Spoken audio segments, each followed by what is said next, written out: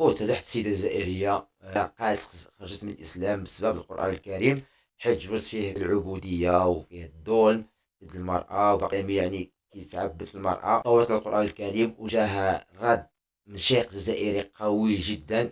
نستمع مع هذا الرد على الشيخ الجزائري. اليوم نهضر على التجربه الشخصيه تاعي انا، علاش خرجت من الاسلام، بوكوا جي ديسيدي دو كيتي. غادي نهضر عليا انا بيرسونيلمون، الناس الاخرين كل واحد عنده الاسباب تاعو، مي بون انا السبب الرئيسي والاول هو كي انتبهت باللي القران يحكي على العبوديه وعلى ملك اليمين وعلى السبايا. كانت بالنسبه لي شوك، تو سامبلومون كيما كامل لي زالجيريان كبرت وانا في راسي بلي الاسلام حرر الناس من العبوديه، الاسلام حرر العبيد. بلال الحبشي والفيلم تاع الرساله والتاثيرات العبثيه اللي كنا نتاثروا بها من الصغر، والتلقين والادلاجه اللي يخلونا ما ننتبهوش باللي يا ودي حنا نقرأ القرآن راه يقول لك ملك اليمين، وهذو ملك اليمين شكون؟ ويقول لك الحر بالحر والعبد بالعبد والأنثى بالأنثى. هذا كلام الله. الوغ كي وصلت لواحد النقطة وين قريت في الأول حديث وقفت عنده بزاف، قلت بون هذا حديث قادر يكون حديث ضعيف، قادر يكون حديث حسن ماشي صحيح. لقيت بلي الحديث صحيح، من بعد بديت نحوس في القرآن، قريت الآيات تاع العبودية، الآيات تاع السبيل، الآيات تاع ملك اليمين، رحت تقسيت الأئمة الشيوخ، قريت كتب عليهم، ما بعث الأزهر سألت على موضوع العبودية وملك اليمين، وجاني الرد باللي الإسلام يسمح بالعبودية وملك اليمين وما حرمهمش. هذا كان السبب الرئيسي والأول. والان عندنا حتى في الجزائر هنا ظهرت بنت راهم يشكوا منها الناس، انا ما شفتش الصفحه تاعها، تشكك في القران وتشكك في الدين، وراهم يتبعوها ناس يدخلوا في الالحاد. يعني ولات الناس تنشر الان صفحات بمجرد هاتف، ووليدك ولا بنتك يسمع وتقول لك هذه الايه ماكش منها، وشوفوا يكذبوا عليكم انتم في 2024 مازالكم تامنوا بهذه. ومن بعد حتى وانا شباب يروحوا مساكن بهذيك الطريقه، لانه شبابنا راهم موجدين باش هم موجدين هذيك بابجي وكذا ولا يسموهم هذول الالعاب، راهم واجد هو اصلا ابتداء. ومن بعد كان يجيه واحد يعطي له فكره يروح. انما هي ارحام تدفع وارض تبلع، يقول لك ما كاين والو، كاش هذه يوم القيامه وكذا، ويكذبوا عليكم. عيشوا حياتكم ونقولوا احنا ما نامنوش بربي، يقولوا ما كاش الله، نسال الله السلامه والعافيه. وهذه الالحاد هذا راه خطر على البلد، خطر كبير. لما يجعل لك ناس معناتها ملحد معناتها حيولي بهيم، راح ترجعوا من بعد يدخل الشذوذ، تتبعها المثليه، تتبعها المخدرات، تتبعها الاجرام، يولي ما كاش الضمير. وحنا امه عندنا الضمير الانساني والاسلامي، عندنا ايمان احنا في قلوبنا. كاين ناس تخاف الله، قد ما يسرق، قد ما ياكل رشوه، قد ما يشرب الخمر، قد ما يدير الحرام، ومن بعد تلقاه يخاف ربي، يقول لك ربي كاين، ربي كاين الموت، بالك يحضر جنازه يعاود يرجع.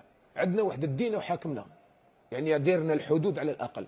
تخيل نحو الدين، تقول له خاف ربي، يقول لك انا وشكون ربي؟ يقول لك ما تقول له اتقي الله، يقول لك لا لا. تقول له تحاسبك، كاين ناس ما يتصليش، تقول له نحاسبك يوم القيامه، يقول لك لا خلاص خاف ربي ما يصليش. بصح كي تقول له يوم القيامه نتلاقى وانا وانت، راك كليتني وظلمتني، يتحرك قلبه يتحرك. بصح دوك تصور واحد ما يامنش بالله، نقول له انت حسبي الله ونعم الوكيل، يقول لك الله هذا شكون قبل. تقول له نتلاقاو يوم القيامه، يقول لك شكون قال كاين يوم القيامه. تصوروا نلحقوا لدرجه كيما هذه. حنا رانا مؤمنين ورانا نعانيو بعضنا البعض، الاجرام داير حاله، السرقه دايره حاله.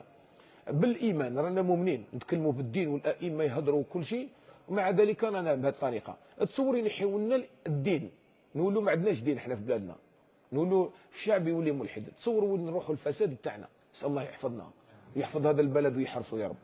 اذا لذلك هذا الكلام قالوا ربي لمن؟ للناس هذوما معاندين، قالوا روحوا شوفوا الناس لم يموتوا قدامكم، خدم عقلك. هذا الانسان لو يموت تقدر تسقم له الروح تاعو، ولا ترجعها، ولا كش ما دير له، ولا كش ما تمد له الروح تاعك، ولا تزيد له دقيقه ولا زوج، ولا تقول استنى ما كملش شغالته نحبسوها حتى تزيد كمل شغالته، ما تقدرش. اذا هذا الروح شكون يحكم فيها؟ يحكم فيها الله تبارك وتعالى. اذا لابد من الايمان بالله، بالكين قدره تاع رب فوق 7 سماوات يسير كل شيء، وحنا الا بشر نمشي ونشوفوا نقول لا حول ولا قوه الا بالله العلي العظيم. اذا قال الله تبارك وتعالى ونحن اقرب اليه منكم. تحكم، شوف سيطره، تحكم، المهيمن يتحكم في البشر الله تبارك وتعالى، ولكن لا تبصرون، ما راكم تشوفوا النظره مليحه. بصح حنا كي نقراو الايه هذه نعودوا نشوفوا، حنا كي نقراو الايه هذه نعودوا نشوفوا قولوا شوف سبحان الله، هذا الميت راه قدامنا مسكين وانا حاكمينه، والنبي عليه الصلاه والسلام مات عند عائشه وهي بحضناته، حاكمين الميت عندنا وراه يموت قدامنا. تصور ربي قريب عليه منا. كاين ربي يتحكم في هذه الروح ماشي احنا. يعني احنا قد ما نقربوا الانسان الله اقرب. قال واعلموا ان الله يحول بين المرء وقلبه. اذا قال الله عز وجل فلولا ان كنتم غير مدينين ترجعونها ان كنتم صادقين. روح واحد فيكم يقدر يرجع الروح وهو يخاطب اولئك الكفار المعاندين، روحوا اذا كنتم تكذبون بالله شوفوا هذا الانسان لو يموت رجعوا له الروح تاعو لا تقدروا. ما يقدر واحد يرجعها.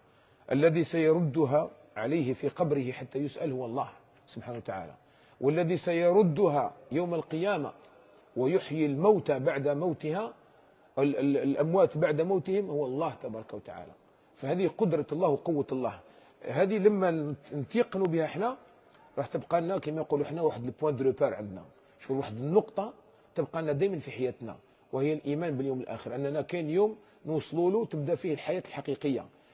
علاش ربي دائما نلقاو في القرآن هذه المناقشة بهذه الدقة، دائما يتكلمنا على الموضوع هذا، موضوع البعث والنشور، باللي احنا راح نزيدوا راح يحيينا بعد موتنا.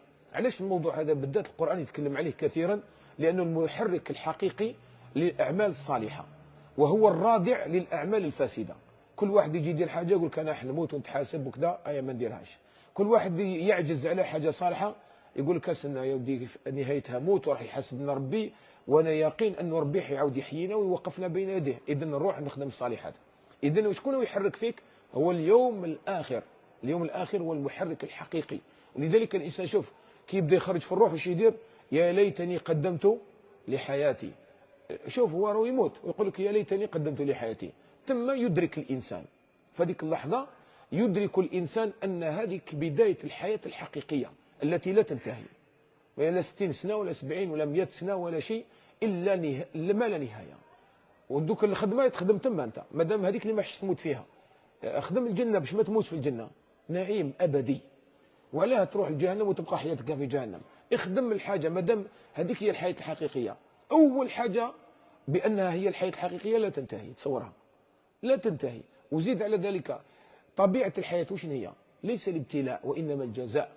وحنا رانا في ابتلاء، والحياه الاخره هي دار جزاء. اذا شكون الحياه اللي لازم نخدموا لها؟ هي دار الجزاء. ولهذا الانسان غير يموت كما نقولوا احنا بين قوسين يتكاكا يفيق يقول لك يا ليتني قدمت لحياتي. احنا هذا الكلام اللي نقولوا فيه درك علاه انا نقوله لك دركا، وفي القران قاله لنا ربي باش هذيك تتكاكا دركا كي روحك درك تنجح. دركا قول يا ليتني قدمت لحياتي، قولها دركا. كل الحسرات الموجوده يوم القيامه لو كان نقدموها في حياتنا ننجحوا. شفت هذاك يعض الظالم على يديه يقول يا ليتني اتخذت مع الرسول سبيلا وكذا، وكان غير ما تبعتش فلان وكذا. كاين ناس يقولوها كي يحكموهم يدخلوهم الحبس. كاين ناس يقولها قولها دركا. دركا كي راك تدور مع الناس ماشي ملاح، قولها دركا. قول كان غير ماشي ندخل فلان وفلان وفلان وفلان نتبع في هاد الناس حيدوني جهنم. قولها دوك خليني تقولها في جهنم. وكان تقولها دوك تتسقم. يا ليتني قدمت لحياتي وكان تقولها دوك تتسقم. يعني شوف كل هذه الحسرات اللي حتصرى يوم القيامه ندامه قدمها انت دركا، قولها دركا. كنت تقولها دركا تنجح.